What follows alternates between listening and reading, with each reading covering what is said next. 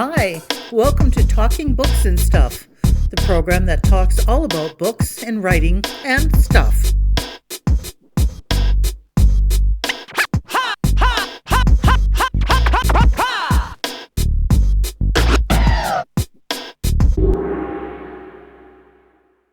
Here's your host, Dennis Rimmer.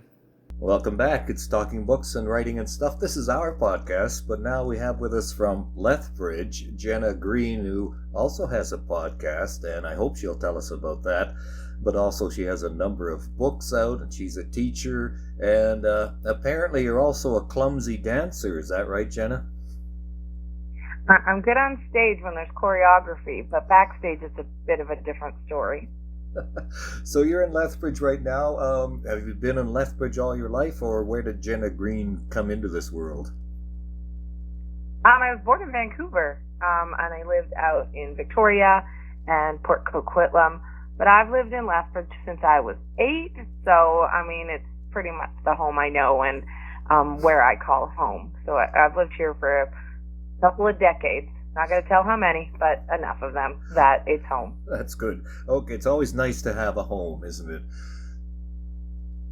Yeah, it is. So, your early life, you moved around a bit until you were 8, settled in Lethbridge.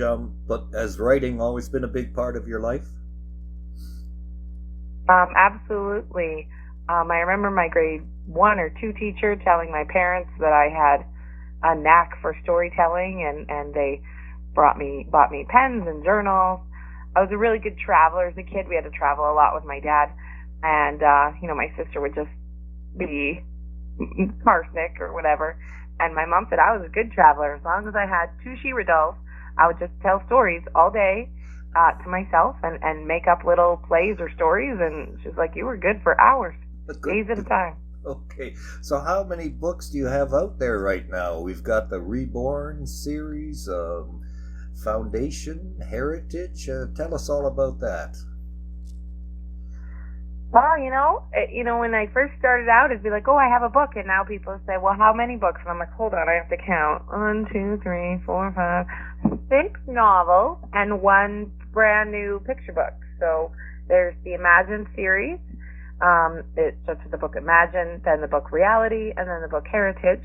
And that's a high fantasy series, magic and elves and all that. The Reborn Mark series, there are currently 2 in that series, Reborn and Renew. Although the 3rd book is written, it has gone through its first set of edits, and hopefully we'll see that in this year, probably near the end of this year, getting it formatted and things. We have a standalone novel that I self-published a couple years ago called Heroine, the female hero, not the drug. And then just out in the last, I always clarify that.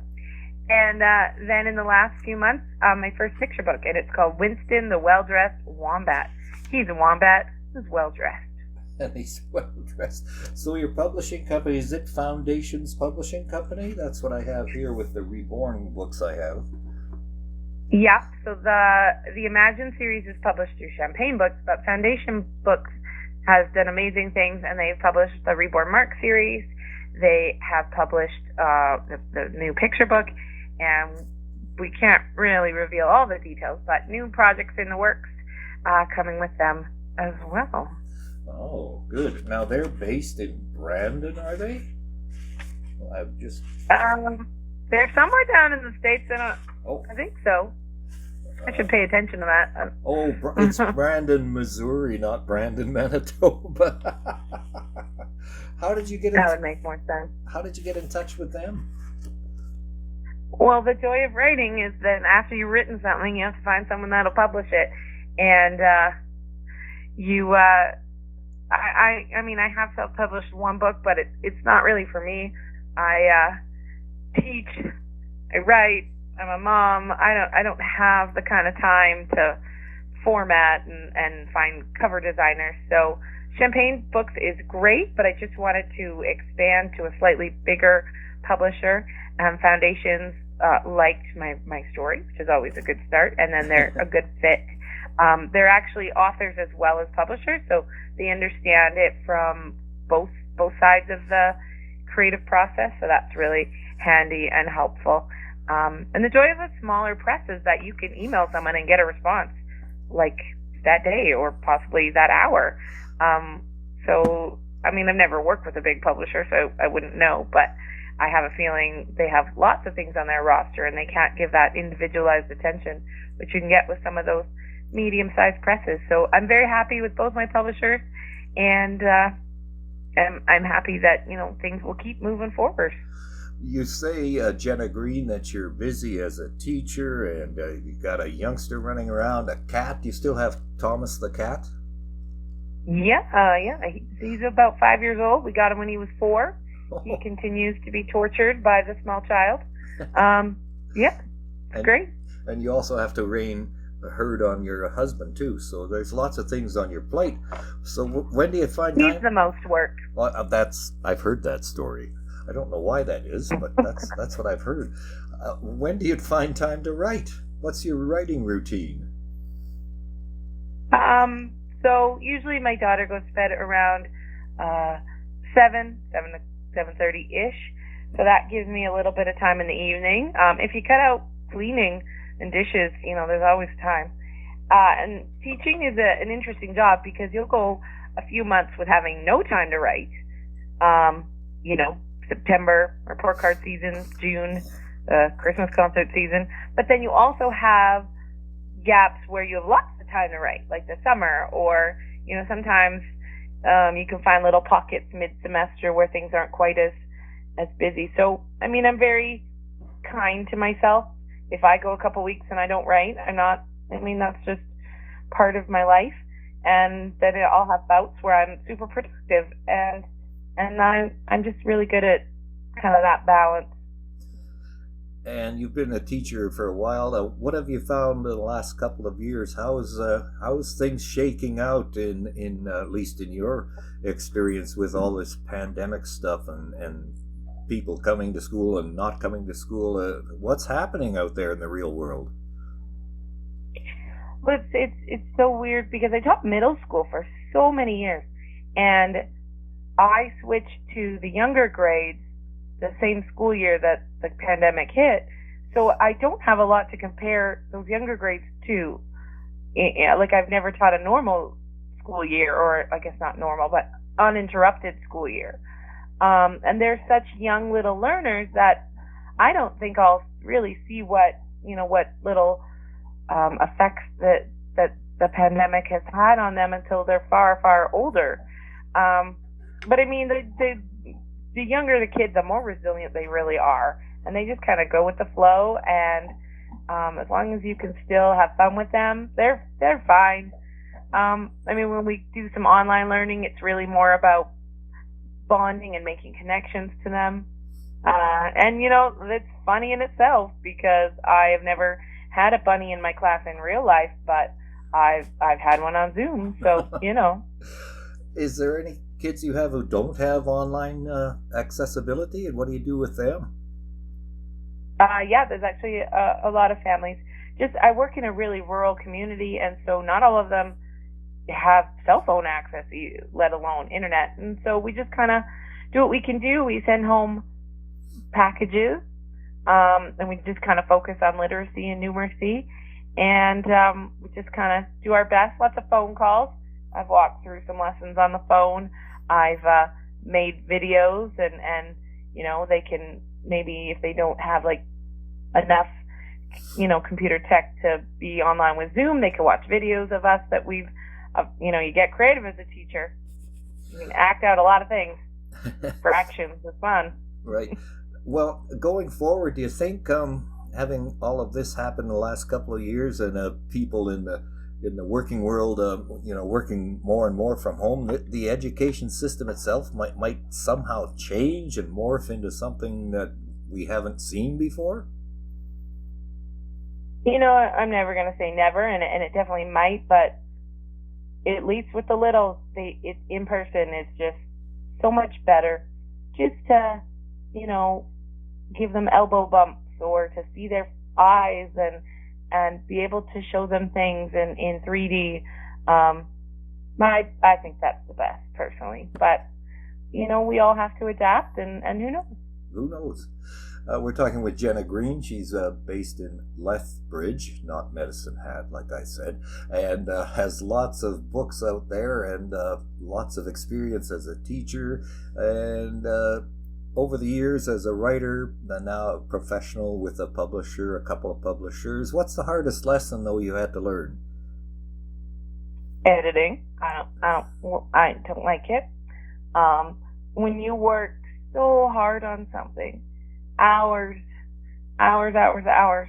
to make a perfect sentence or a perfect paragraph or a perfect chapter, and then they tell you it needs to be cut, it hurts your soul, because they're probably right. I mean, most editors know what they're doing and they're usually right, but it hurts because you work so hard on it, and it might be pretty, might not be needed, but it might be pretty, and it's hard. I've gotten a lot better at it. Now I'm a pretty ruthless editor. I'll cut anything. But when I first started, I was like, but that was so much time. Right. And I just want to keep it. And now I just know it's a lot of the part of the process, and also a lot more faith in my skills now. I used to think if I cut a paragraph and then I found out later I did need it, would I have the ability to rewrite it? Now that I've been on this journey for a little bit longer, I have enough confidence that if I cut something and I find out down the road that I do need that scene, I can rewrite it. I have enough talent in me that I can make it not the same, but I can make it good. And so the more I write and the more I edit, the more I realize I'm kind of okay at this job. I might not be the best writer in the entire world. I don't think Shakespeare's in any danger, but I've got some talent and I've got some perseverance, and I'll just keep getting better. And so that's really helped with the whole editing. It was a hard lesson to learn. Well, I don't know who said it, but somebody, famous published writer, said sometimes you have to kill your darlings. So I guess that's what you're saying. Even though you think it's the best sentence ever written in the history of the world, oops, sometimes it has to come out. And the reason for that, I guess, is to serve the story rather than yourself. Yeah. And what makes sense for the story, the pacing of the story, the characters. Yeah, and sometimes you just have to let it go. Learn to let it go. Tips for young writers? You must have some writers in your class, in your classes who like to write. Do you ever just give them some suggestions or helpful hints? Oh, absolutely. Just to not worry about when the first draft you write for you.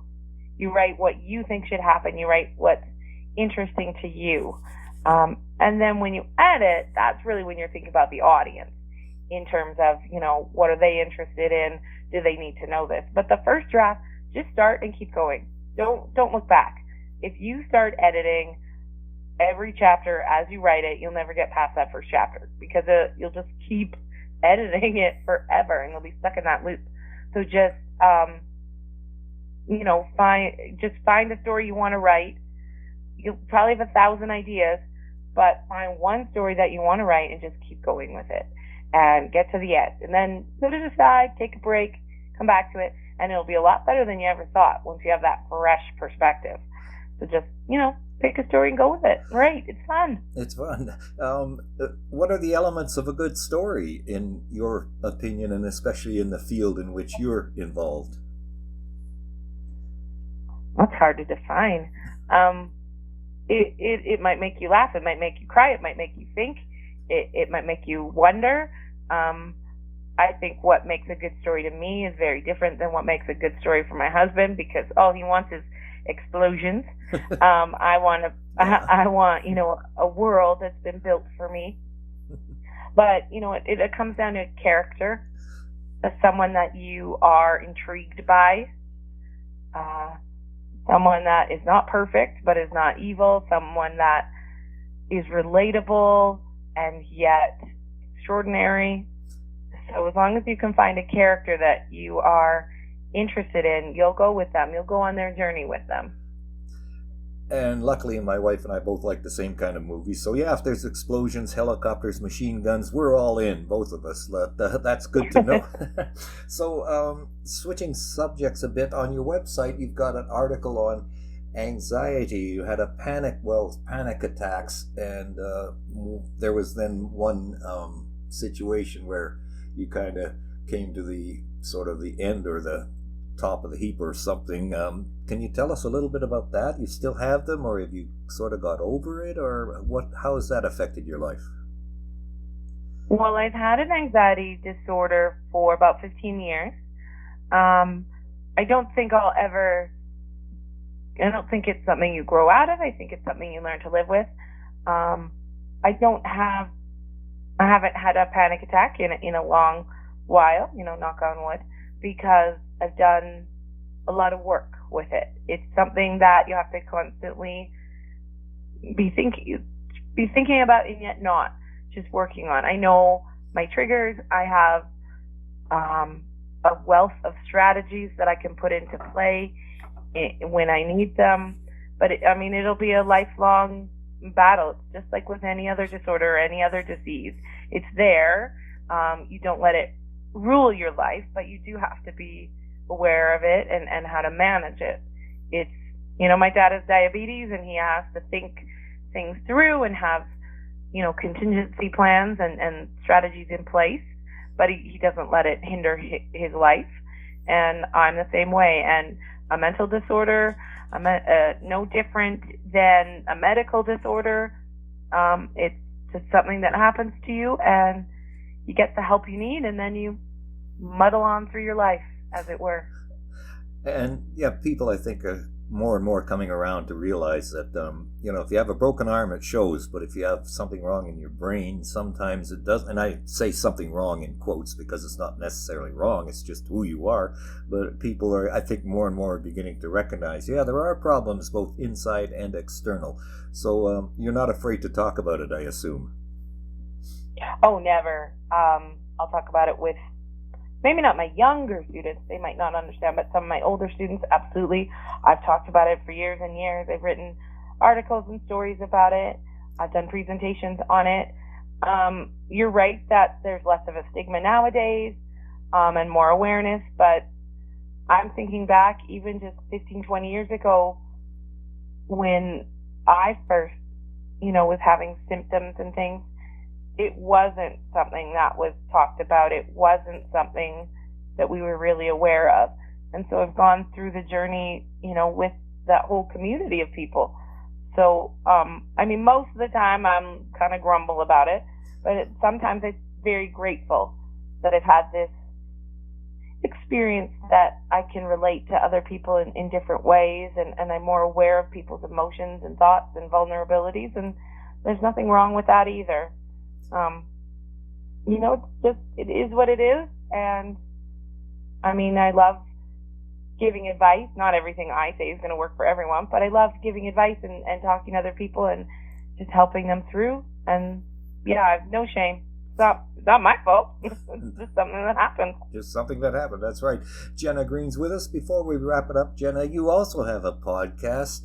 Tell us about that one and give us some details as to how we can tune in and all the details. Well, it's going through some reformatting right now. We're switching networks. But Miranda O, who's a writer out of Manitoba, and I, who've never met in person, but, we're besties now. We love to interview authors and find out, everybody's process is different. So how I write is not how she writes, is not how someone else is going to write. The things she's interested in writing are not the same as me or someone else. And we love just talking about the different journeys that authors have taken and offering and sharing writers' advice. So we're kind of in a hiatus right now, but only for another couple weeks. So if you just keep my name in mind, it'll new things. We're kind of expanding. So new things are coming really, really soon, but you just have to be a little bit patient. Okay, we'll pass that on. Jenna, thank you very much for being with us. Jenna Greene, prolific author and a teacher and a husband wrangler and picture book person. And so all the best to you from now on, and maybe next time I won't foul things up so much and we can do it in a year from now or so. Yes, that would be great. Thanks for having me. thank you for visiting with us today. This is Talking Books and Stuff with Dennis Rimmer. Contact him at dennis@talkingbooks.tk. Thank you, and may all the good news be yours. Oh, and don't forget to check out his book, The Great Canadian Notebook, available across Canada and at amazon.ca.